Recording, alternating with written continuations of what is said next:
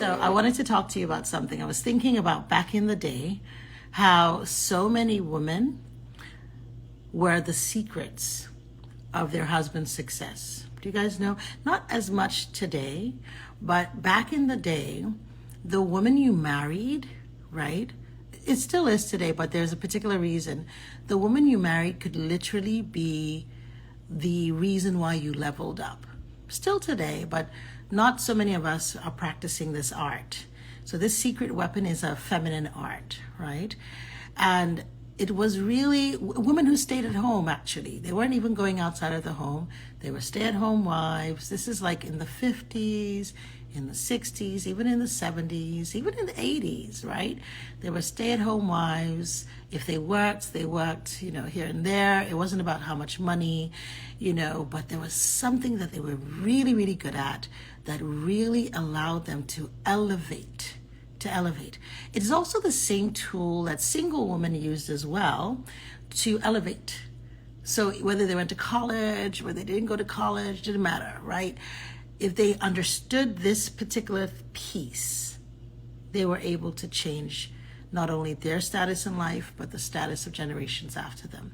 If you look at almost every single high society, CEO in those days, there was something peculiar about the woman they married. You guys know what that is? Anyone? Any ideas? Let's get some ideas on the table.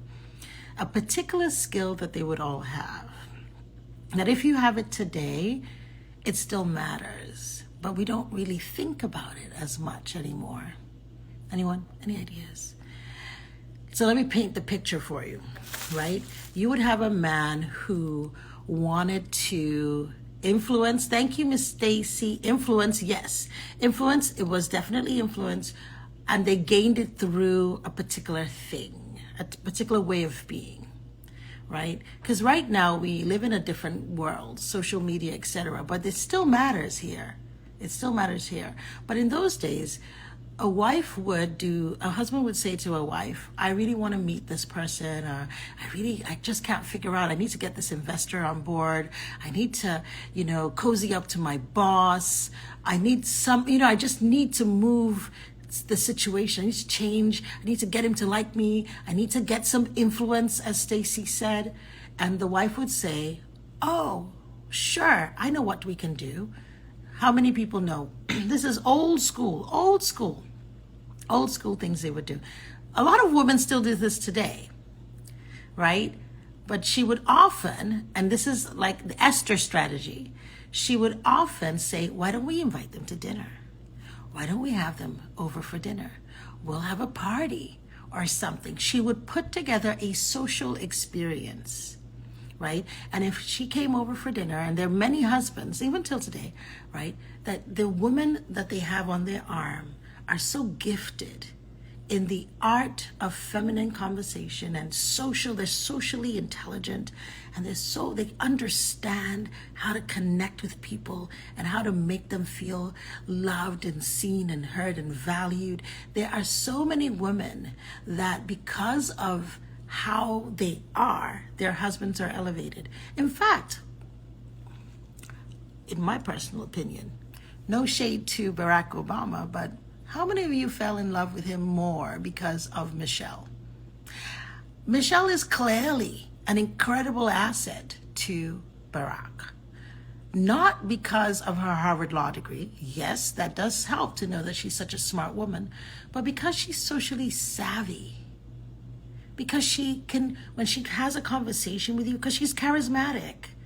And she's authentic too, right? She's her own person. She's not putting on airs. She's not pretentious. But when she connects with people, she makes them feel as if, oh my God, they're the most important person in the room from the most important person in the room.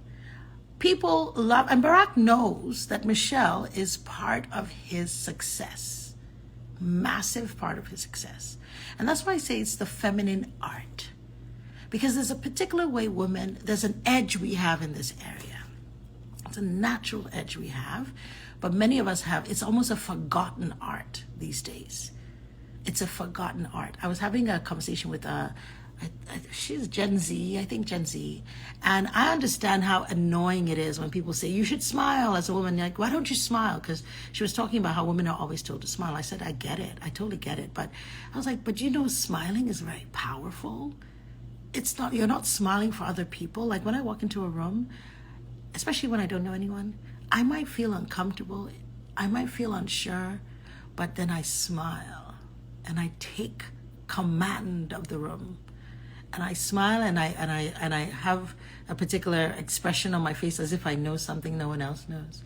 And then people are now like, oh, who is she? What does she know that I don't know? Right? And it's that's why I say charm and charisma. There's an element that you have naturally, but there's an element that can be cultivated.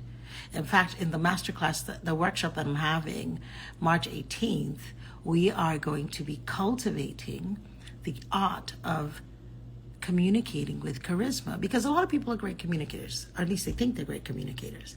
And being a great communicator isn't just about talking, because there are people that talk, but they don't realize that they're not necessarily turning people on, they're turning people off. And then there's some people who are not turning people off or on, they're just in the middle. They're kind of meh, very forgettable. So that feminine art, it is so valuable. It is literally that thing that can change the game. And so many of us have forgotten how to do it. We don't cultivate it. We think, okay, we just, I know how to talk, and you think you just know how to talk. But really, if you take the time to learn how to have charismatic conversations, next thing you know, promotions, people around you are blessed even because of you. Right? Because you are making people feel good. You are getting better upgrades. Let me tell you, I did a retreat in Puerto Rico. I think I saw someone here that was at a Puerto Rico retreat. If you were at the Puerto Rico retreat, please say, hey. We did our Iconic Woman weekend in Puerto Rico. This year, it's going to be in Ghana.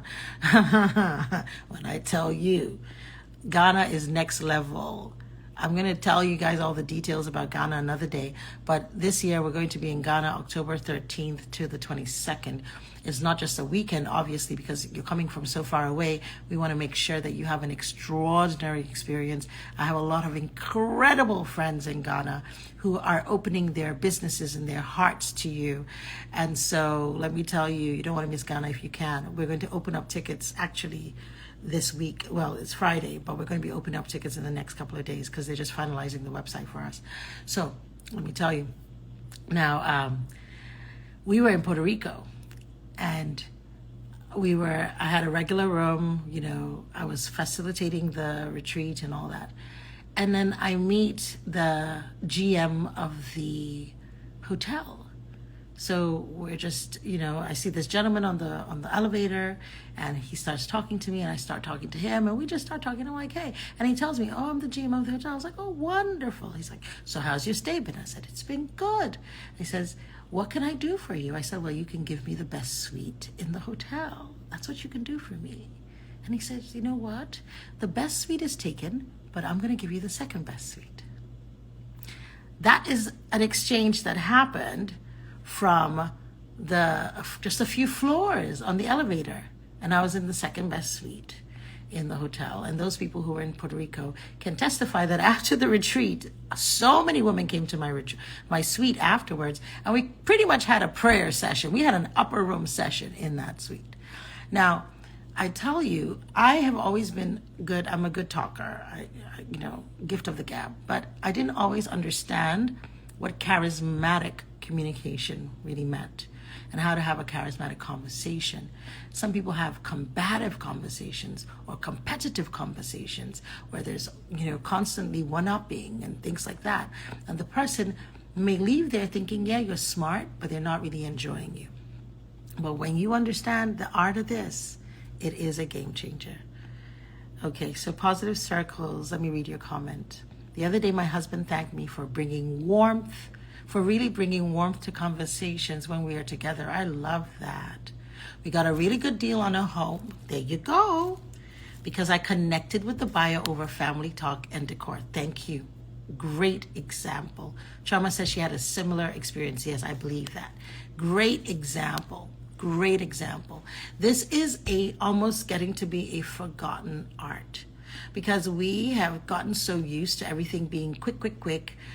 So many things are so over the top now. So, we're vulgar in some ways, right? It's like, we're rough. We've become rougher as a society. And so we have lost certain arts. But I tell you, that actually makes this more valuable now in today's world. If you do this around people, they sit up and take notice.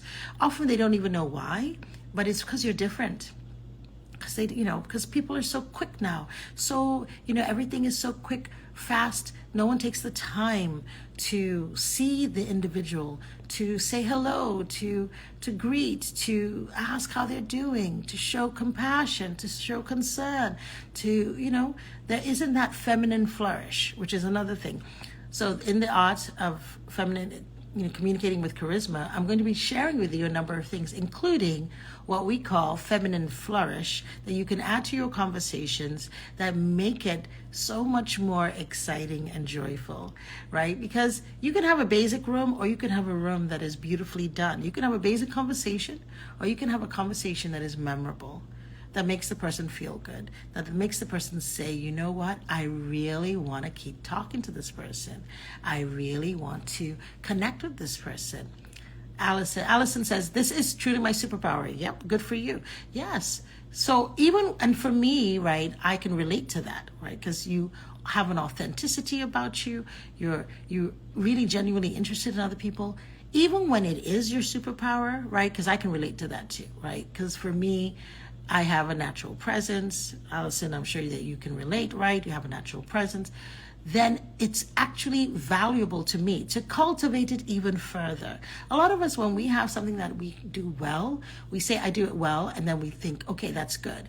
But if you do it well and you're like 80%, imagine what you could accomplish if you got a few more things to take it up to 100%. What could you do?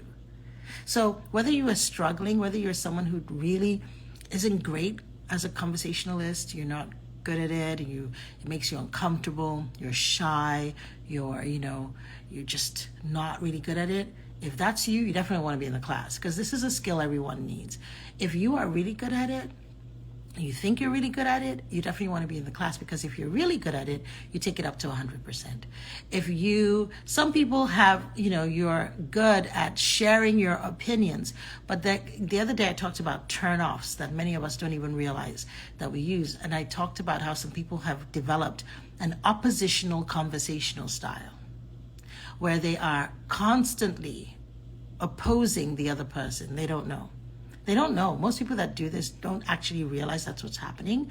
But if you say the sky is blue, they're going to say, well, actually it's turquoise. And then it's like, oh yeah, I do see the turquoise. Well, yeah, but it is more blue. And then you end up being in almost like a bit of a tennis match, right? Constantly. It is so exhausting to talk to someone who is like that. But most people who use that oppositional style don't even know they do. They don't know. They don't realize it. There are other people that do the one-upping. They're constantly one-upping. There's nothing you can say that they don't have something else to add on to it. Oh my God, I just had this beautiful day. Oh, that's great. My day was even more beautiful. Oh, you should have seen my day. And you're like, okay, tell me about your day. Most people will actually concede and they'll listen to you in your conversation, but they leave with a negative taste in their mouth, a sour taste in their mouth about you. And you don't know. There's another kind of thing that people do where we flood people with passion. We flood them. I was, one of my clients, I had to work with her on this, right? And she's an amazing person, bright, brilliant, lots of wonderful, great light, but she'll flood you with it. And so I had to teach her about what I call a pressure valve. Because if you flood people with all of your emotion, all of your passion, they get overwhelmed. And so you have to learn how to modulate according to who you're talking to. And according to the time and the season and when, you have to learn to modulate. You can't always be on 10. So there are a lot of people who, they're great communicators, but they're always on 10. And so you may enjoy talking to them, but sometimes you actually avoid them because I don't have the energy for this person today. Can anyone relate to that? Has anyone seen that? So these are some things that we don't even realize. Or you have an opinion about everything. Nothing wrong with being opinionated, but there's also a time and a place and a way to do it. Because if not, right, yes, you're brilliant, yes, you're bright, but you are missing the experience, you're missing it. You're missing the forest for the trees. You're not paying attention to the cues. You're not reading the room, right? And so people leave thinking, oh my God, I can't. Oh my God, Hampers. Hampers says, am I going to save this? Well, that remains to be seen. But I will tell you what you can do for yourself if you really want to go deep, right? Because I'm just sharing a few things here today. But what I'm sharing here today is not enough to really take you to that next level. What you need is to go register for the Communicate with Charisma class. Go to the link in my bio and make an investment that I promise you. And I can say this with boldness. If you invest with me on pretty much anything I do, you're going to get a powerful ROI. But this particular class, because it's on communication and it's on communicating with charisma, this class will yield you return upon return upon return upon return. Like everything you learn in this particular workshop, and it's not going to be just me teaching, you're going to actually get to be in small groups, in breakout sessions, and you're going to practice it. You're going to so you're going to network by virtue of it. You're going to meet other people. You're going to explore it. You're going to get feedback. You're going to, in real time, and it's going to really impact you. It is the investment. Honestly, if all I had this year was $350, it's less than that, then I would do this. And it's 2 classes. I'm going to talk to you about how to communicate with charisma professionally in the workplace and how to do it personally, socially, right? So there's 2 classes, one on March 18th and the other is April 16th. March 18th, you're going to learn, one of the things, and some of the ladies in my mastermind can probably testify to this, I share, because one of the things women are reticent to do is talk about how amazing they are and how good they are and how awesome they are. Hey, Moji, thank you, right? Moji says, I say a big yes to the 100% ROI. They talk about how, women they have a hard time kind of bragging on themselves and telling people how great they are. Men don't typically have this problem, but women often do. But let me tell you why it's so important that why they do, because there's often a penalty. If a woman tries to brag like a man, she often will people will become irritated with her. They may not say anything to her, but they will often dislike her. They will often work behind the scenes to discredit her. You kind of create enemies, whether you know it or not. If you kind of brag like a man can brag. A man can say, I'm this and that, rah, rah. And we accept it in the society we live in. But if a woman does that, automatically people look at her differently. So we can't do it the way men do it. But we need to do it. You need to be able to say in the workplace how great you are. You need to be able to share with the right people how much you bring to the table. But there's a way to do it that the other person receives it in such a wonderful way.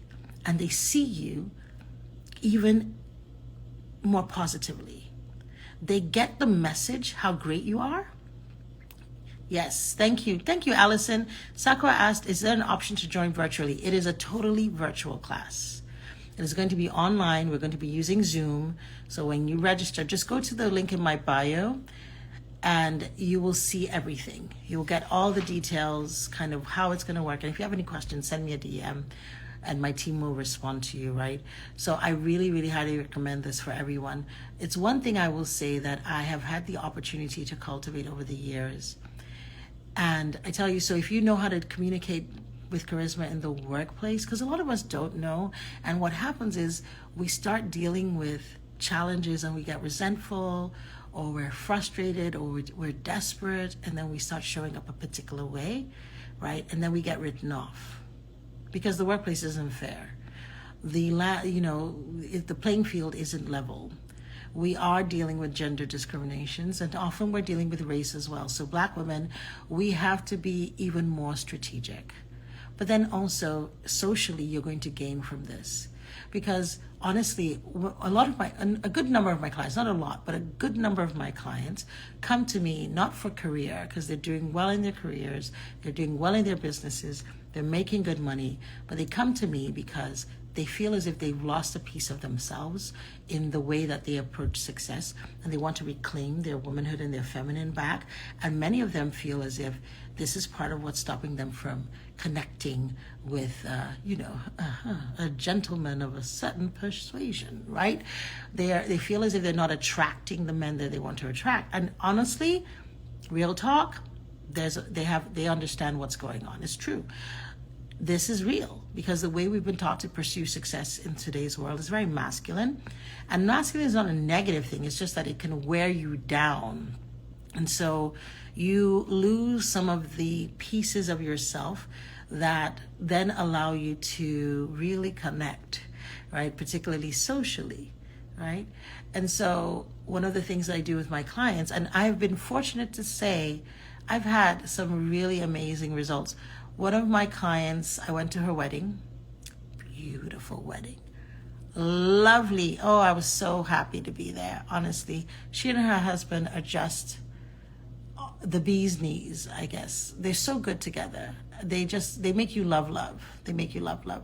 And he's such a good match for her, right? Such a good match for her. Another one of my clients, this is funny actually. I saved it because I'd never experienced this before. She went through my program, and she was very introverted, very successful woman, very, very successful. I want to keep her privacy, so I'm not going to say what she does, but, very successful woman. And she came in because she felt like she had lost that part of herself. And she hadn't been dating in years, had not been dating in years. Now, later, she got married. She met her husband, I don't know how long after. Like, I haven't known her for more than 3 years. So she went through my program. She was a year in the program, right? And my program isn't a dating program, right? It isn't even a business program, but it isn't a money program. But I promise you, people have all of those outcomes through this one thing. You do your work inside. You do your work inside, and you start to shift. So she and her husband, one Christmas, they sent me a WhatsApp message, and they were both singing to me. They were singing a song. I'm like, so when I listened to the audio, I'm like, what is this? Who are they? What is going on? And they were singing. And so they left a message for me saying, we just really want to say thank you, because we feel like you are the reason why we got together. You're the reason why I'm the woman I am today. And the husband was like, and I'm so grateful because I love her so much. I love her so much. It was incredible. It was incredible. When I feel like I'm tired and weary, I go back and I listen to those things, and I remember, wow. Another one of my clients, just last year, I noticed on her Instagram she was wearing a wedding ring, and she had been divorced. When I met her, she had just not maybe 2 years out of a divorce, and she went through my mastermind program and also did some other things, and we've been connected, and I'm always, I adore my clients, so I'm always checking on them. I love to see what they're about. I love to see what they're doing. And so I said, so I sent her a DM. I said, is that an engagement ring I see on your finger? I'm being nosy, I know, but I just had to ask. And she said, oh my God, yes. I was just going to send you a message because I really feel like you're part of our story. The work I did there allowed me to reclaim myself and really step into myself. And I'm telling you, some of us don't even realize, let me tell you, this combative communication, for example, right? When I talk about socially, there's two things. I'm going to teach you a couple of things when you come to, a number of things, but let me just highlight a couple of things. One is, a lot of us don't realize that our conversational style has become combative. We don't even realize it. Because guess what? We've been fighting. You've been fighting for so long. Like, you go out, you have to prove yourself. You go somewhere, you have to protect yourself. You're constantly having to fight. You go to the boardroom, you're ignored, you're, marginalized. And so you kind of have to fight to be heard. So you get used to doing that, and you don't even realize that your guard is still up. even in social settings. Or maybe you dealt with a lot of foolishness. Someone had asked me about dating again. Y'all know I am enjoying a new phase of my life. So I'm single again, and it's interesting. It's interesting. But let me tell you, I had said to a friend of mine, and she said, "Oh, I think you should get on the apps and whatnot." I'm not an app girl, but as I found out, I was like, I'm not an app girl. But she said, "You should just date more." And I said, "I don't know that I want to do a whole lot of dating." And she said, "Why?" I said, "I just don't. I'm not saying you shouldn't do a lot of dating. There are a lot of dating coaches who say you should just date and date and date and date. And I'm not a dating coach, so I'm not telling you this. I'm talking to you about myself, right? I didn't want to do a whole lot of dating. And even till now, I'm just not that girl. I was not like that when I was single in my 20s. And I'm certainly I'm just not that person, right? And I'll tell you one of the things I found, the drawback. I think if you're doing a lot of dating, date men who you enjoy, and you make it enjoyable. But if you're doing a lot of dating and they're all you keep complaining about the dates and they're all crappy, and you keep having more crappy experiences, I say hang it up for a minute. Take a break. I'll tell you why. Because without knowing it, you are getting yourself more and more familiar to that substandard kind of experience. I don't want to date. There was someone who asked me out, and I could just tell he's nice enough, but I was like, this guy is going to annoy me. I can see tendencies just even from the first. I guess I said. And, my friend was like, you should give it a chance. I've already seen. And what's going to happen is I'm going to go, and it's going to irritate me, and it's going to color my lens. So every time I go out, I'm going to be on the defense. Is this another annoying person? Is this another, guy that's trying to do this? And is this another person who's trying to do that? I'm not saying don't date. I'm just talking about me. So, and the reason why I wanted to bring that up was that in social interactions, many of us take the baggage from our past interactions into current interactions, and we don't even realize it. And so it changes the way we communicate. I will help you with some tools to wake you up to those things so you become more aware. But then also, I want to give you some tools to help you not lead with labor. I've talked about this before. One of the biggest mistakes women make when they're dating, and I made this back in the day too, by the way. So please, I'm not saying this because I'm perfect, right? I made this back in the day as well. But one of the biggest mistakes women make is they lead with labor. They lead with their doing rather than their being. And the way you do this, the way you open that door on your dates is through the conversations you have. Even before the dates, is through the conversations you have. And there are things that you don't even know. There are cues you can begin to put in place to shift that, right? And so we're going to talk about some of those things. Some of those things. There's a language, there's a way you talk to a man. He leaves there feeling like he's 12 feet tall. He feels amazing. Feels like so much better. I'm not talking about flattery. Authentic, compassionate. When I find the best words, I'll tell you. But there's a way, and when he feels good in your presence, right, then he wants more. So I want to share all of those things with you. So whether it's a relationship, and it could be friendships you're trying to develop, right? Because friendship is real. Some of us struggle with friendships too, right?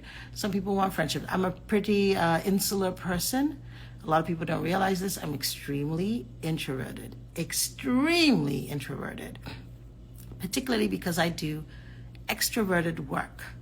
So I pour so much out that when I'm home, I am so insular, right? But some people are more social, and they want to be more social, and they struggle with that.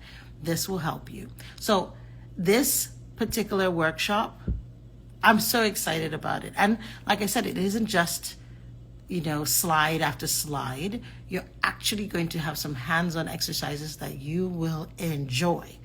Some of them will surprise you. Some of them will embarrass you even. Come ready, because when you come to an Iconic Womanhood workshop, don't expect just the run of the mill. Come ready, because you are going to experience yourself. You're going to learn some new things. You're going to gain new insights, and you are going to leave there changed. elevated, transformed. So if you have not registered yet, please don't play yourself. Excuse my language, but really, this is so valuable. I am excited to present it to you. Go to the link in my bio, register today, because where you're going this year, if you're on this call, I'm telling you, it's because you're going somewhere special. The way you were communicating yesterday won't work in that world. You need to elevate, and I want to help you do it. So thank you so much for listening. I cannot wait to see you on the call. God bless you. Be well.